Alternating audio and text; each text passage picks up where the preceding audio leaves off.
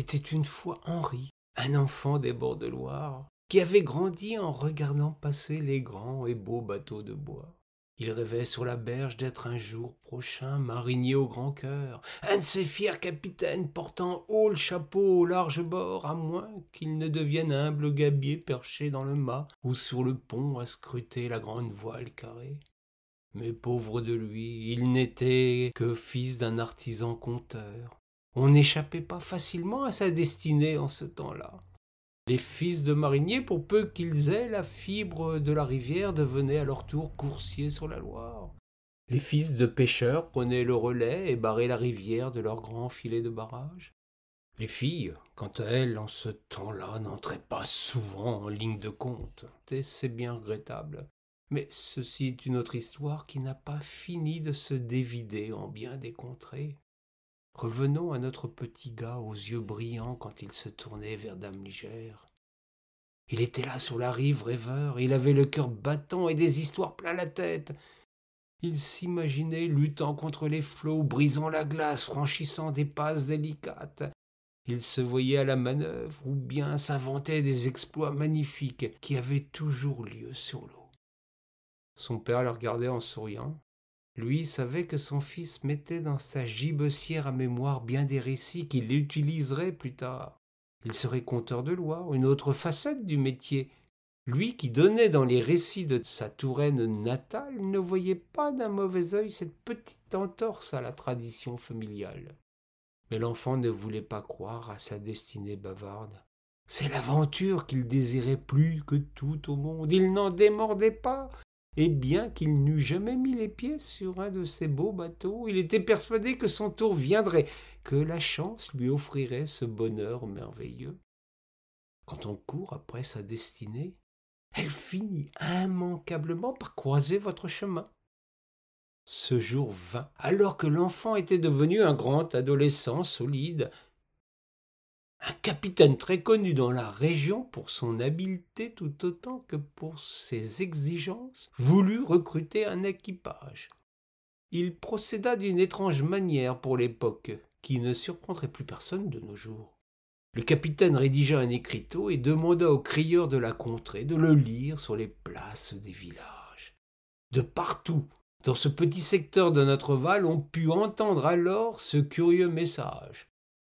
Avis à la population, le capitaine Benoît cherche à embaucher des hommes solides et adroits pour avoir l'honneur de servir sous ses ordres.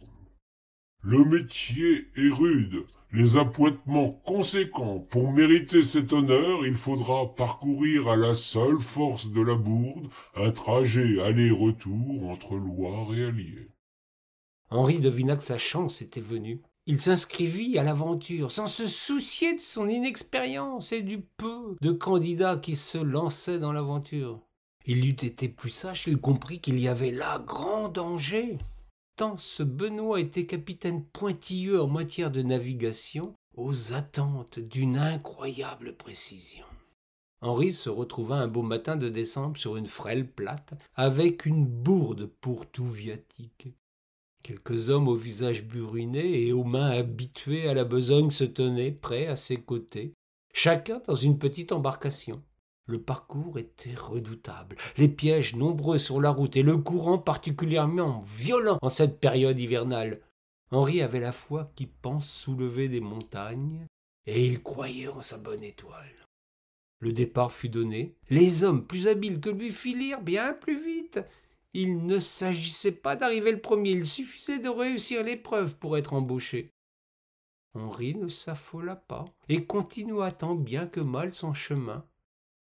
Bientôt, il était seul au milieu de l'eau. C'est sous le passage d'un pont particulièrement agité qu'il se vit prendre par le courant et bloqué par les rochers. Son ancre lui avait échappé, il était maintenant dans une posture inconfortable. Tomber dans ce flot glacé parmi tous ces rochers et les pieux acérés était, à n'en point douter, la promesse d'une mort certaine. Henri se surprit à une prière, lui qui ne croyait ni à Dieu, ni au ciel, ni aux anges. Il s'adressa à saint Nicolas, le patron des gens qui vont sur l'eau. Quand on vit dans le monde des histoires, des contes et des fables, on n'est jamais surpris de rien. Henri ne s'étonna pas de voir surgir de l'eau un vieillard bienveillant qui lui tint ce langage. « Tu veux la vie sauve et tu l'auras. Saint Nicolas n'a jamais abandonné un marin qui faisait appel à lui, mais tu vas devoir faire un choix. Par la magie de mon pouvoir surnaturel, je te sors de ce piège où ton ignorance t'a jeté, et tu arrives le premier au terme de l'épreuve. Ou bien je sauve l'embarcation et son passager en te portant sur la berge juste à côté. » Henri réfléchit à cette étrange proposition. Le bon saint lui suggérait tout simplement de vivre de mensonges ou bien de s'en tenir quoi. S'il acceptait la première proposition, il trompait tout son monde, et son capitaine en premier. Dans le second cas, il ne serait jamais marinier, mais aurait pour lui son honneur et sa fierté de ne pas avoir triché. Le jeune homme n'hésita pas longtemps. Il avait des rêves, certes, mais placés au-dessus de tout son honneur. Il demanda au vieil homme de lui permettre de retourner sur la rive et de préserver ainsi l'embarcation et son matelot maladroit sans en faire un marin honteux. Il sauvait sa vie sans se charger du fardeau de l'orgueil et du mensonge. Ce que le grand Saint Nicolas promet, il le réalise sans se faire prier. Henri retrouva la terre ferme qu'il n'aurait jamais dû quitter. Il se fit marinier à pied, conteur de Loire et des rivières allant à Ixelles. Il passa sa vie à embarquer les braves gens en songes, rêveries et mensonges. Les vrais mariniers lui firent souvent le cadeau de le prendre à leur bord pour profiter eux aussi de ces histoires. Il réalisait ainsi son rêve d'enfant sans porter le fardeau de la duperie.